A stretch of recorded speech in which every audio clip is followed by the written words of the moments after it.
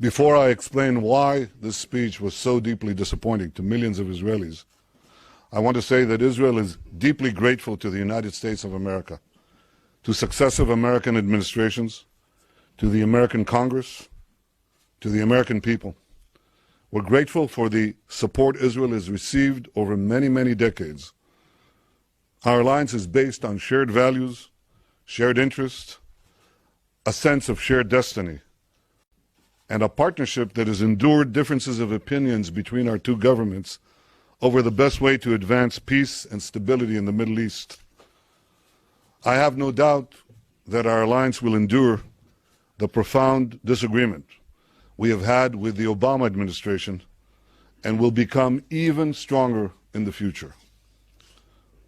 But now I must express my deep disappointment with the speech today of John Kerry, a speech that was almost as unbalanced as the anti-Israel resolution passed at the UN last week. In a speech ostensibly about peace between Israelis and Palestinians, Secretary Kerry paid lip service to the unremitting campaign of terrorism that has been waged by the Palestinians against the Jewish state for nearly a century. What he did was to spend most of his speech blaming Israel for the lack of peace by passionately condemning a policy of enabling Jews to live in their historic homeland and in their eternal capital, Jerusalem. Hundreds of suicide bombings, thousands, tens of thousands of rockets, millions of Israelis in bomb shelters are not throwaway lines in a speech. They are the realities that the people of Israel had to endure because of mistaken policies, policies that at the time won the thunderous applause of the world. I don't seek applause. I seek the security and peace and prosperity and the future of the Jewish state. The Jewish people have sought their place under the sun for 3,000 years, and we're not about to be swayed by mistaken policies that have caused great, great damage. Israelis do not need to be lectured about the importance of peace by foreign leaders. Israel's hand has been extended in peace to its neighbors from day one, from its very first day. We've prayed for peace. We've worked for it every day since then. And thousands of Israeli families have made the ultimate sacrifice to defend our country and advance peace. My family has been one of them. There are many, many others. No one wants peace more than the people of Israel. Israel remains committed to resolving the outstanding differences between us and the Palestinians through direct negotiations. This is how we made peace with Egypt. This is how we made peace with Jordan. It's the only way we'll make peace with the Palestinians. That has always been Israel's policy. That has always been America's policy. Here's what President Obama himself said at the UN in 2011. He said, "Peace is hard work. Peace will not come through statements and resolutions of the United Nations. If it were that easy, it would have been accomplished by now."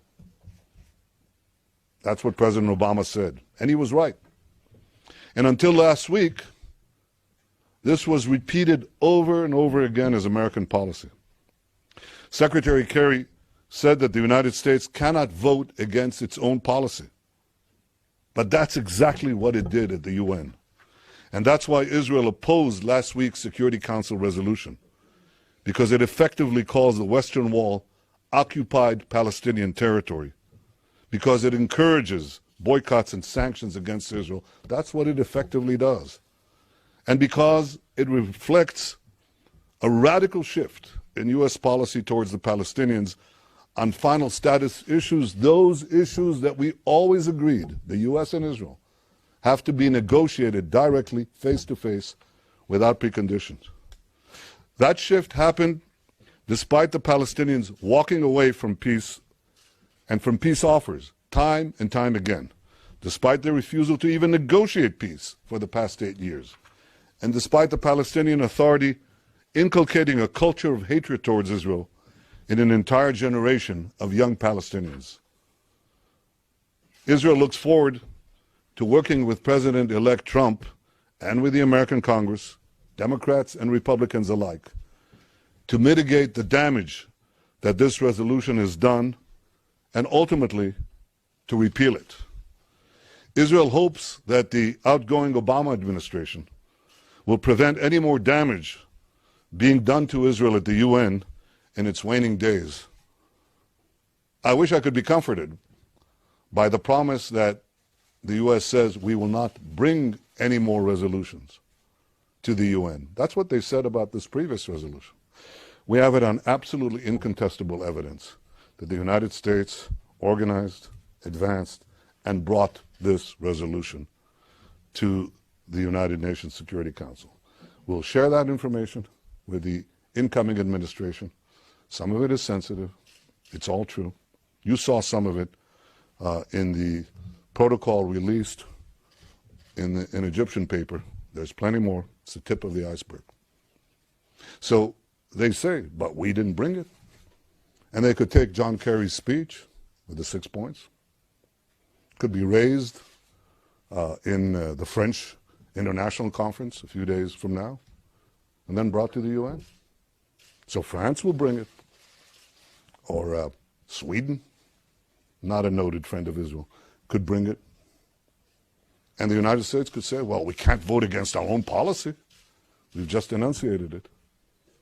I think the United States, if it's true to its word, or at least if it's now true to its word, should now come out and say we will not allow any resolutions, any more resolutions in the Security Council on Israel, period. Not we will bring or not bring, we will not allow any. And stop this game, the charades.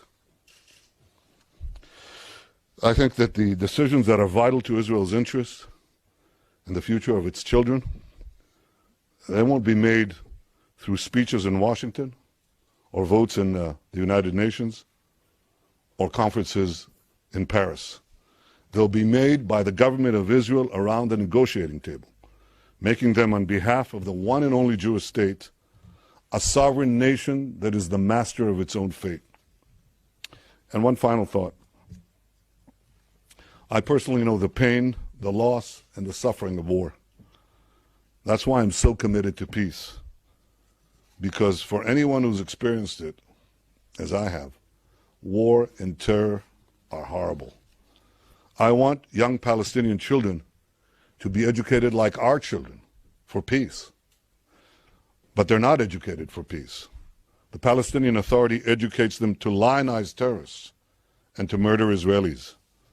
My vision is that Israelis and Palestinians both have a future of mutual recognition, of dignity, mutual respect, coexistence.